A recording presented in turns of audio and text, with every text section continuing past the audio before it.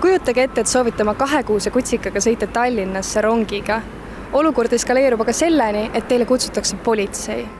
6. juulil läks Viljandis elav Maria oma lapse ja 2-kuuse kutsikaga rongijaama, et sõita rongiga Tallinnasse. Maria sättis end rongi, kuid ühtäkki tuli naise juurde tema enda sõnul tõre klienditeenindaja. Ja samal ajal, kui mina panin käru ära, tõstsin selle koera sinna istme peale, see lapsele valva ja siis jõudis teenindaja sellest sekkuda ja lapse kallal õiendama hakata, ja siis ma küsisin, milles nagu probleem on, ja siis ta ütles, et ei, et see koer ei tohi siin olla ja ta ei tohi siin üldse sõita. Siis ma küsisin, et kui ma võtan ta sülle, see tal ei sobinud, et see kott ei tohi seal tooli peal olla, see kott ei tohtinud süles olla, siis ma ütlesin, et ma võtan siis koera sülle, koer ei tohtinud ka süles olla. Ühesõnaga tema nägemus oli, et ma pean panema selle koera koos kotiga pingi alla. Ja see ei sobinud mulle. Olukord koeraga eskaleerus sõneluseks. Elroni töötaja ja koeraomanik ei suutnud leida sobivat lahendust, sest klienditeenindaja käskis panna koti koeraga istme alla. Maria aga nõus ei olnud. Kui sul on 2-kuune kutsikas, isegi 3-4-kuune, ta võib sul kuskil olla, sa võtad ta vahepeal välja, sa pead temaga tegelema, sest kui ta sul kuskil kotis istub, siis ta ühel hetkel ta ärkab üles, ta hakkab igav, siis ta hakkab juuksema, piiksuma, kuni ta lõpuks annab ka suure hädakisaga märku, et ta on üksi, ta ei saa aru, miks ta seal on, et see on nagu väikse lapsega. Päris alguses ütles, et ta ei lähe siis mitte kuskile, ja siis ta jalutas närviliselt mööda rongi ringi.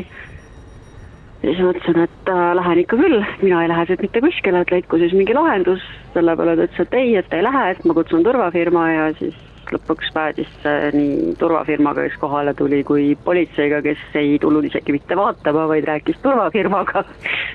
Ja ühesõnaga lõpuks olid kõik selle seisukohal, et see asi on nagu kõvasti üle võlli keeratud. Sündmusele reageerinud turvafirma ja politseipatrull proovisid olukorda omavahel lahendada.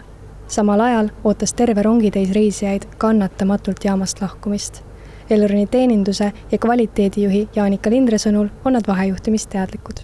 Tõesti teenindaja, kuna nägi, et ta ei suuda seda olukorda enam ise lahendada ja meie teenindajad on juhendatud ka, et vajadusel nad seda abi kutsuksid erinevates olukordades.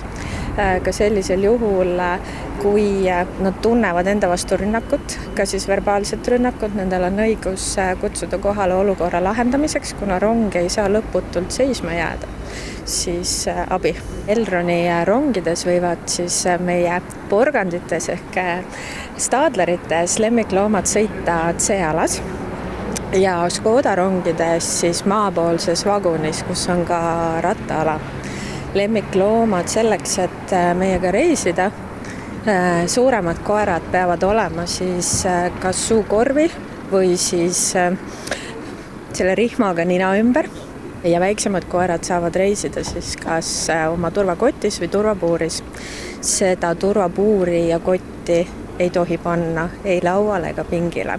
Lindre sõnul on nad kõikide osapooltega rääkinud ja vaatavad üle ka rongis oleva turvakaamera salvestise. Alles siis saab analüüsida, mis täpselt juhtus ja kuidas sarnaseid olukordi tulevikus ära hoida. See, et rong ligi 10 minutit hilines, on Lindre hinnangul kahetsusväärne.